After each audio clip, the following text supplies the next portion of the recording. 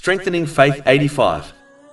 A great obstacle to the obedience of Allah, the Exalted, is earning and using unlawful wealth. This is a major sin and must be avoided at all costs. It is clear from the Holy Quran and the narrations of the Holy Prophet Muhammad, peace and blessings be upon him, that Allah, the Exalted, does not accept any righteous deed which has a foundation in the unlawful.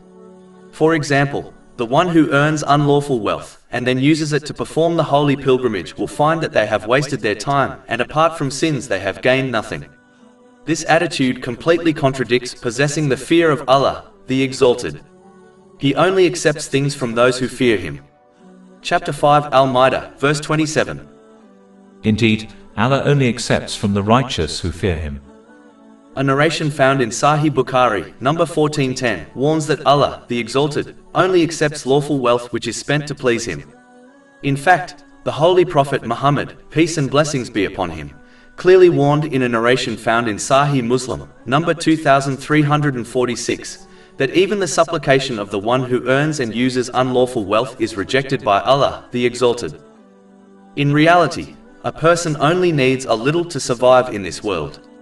It is clear from the righteous predecessors that it is possible to completely abstain from unlawful or doubtful wealth by leading a moderate life which is far from extravagance. It is obvious one only leans towards unlawful wealth because of their unnecessary desires and wishes. To conclude, it is important for Muslims to avoid the four major obstacles to the obedience of Allah, the Exalted, which have been discussed in this short book.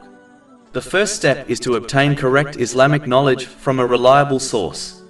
Then one must strive to act on it by fulfilling their obligatory duties, the traditions of the Holy Prophet Muhammad, peace and blessings be upon him, and their worldly responsibilities, all sincerely for the pleasure of Allah, the Exalted.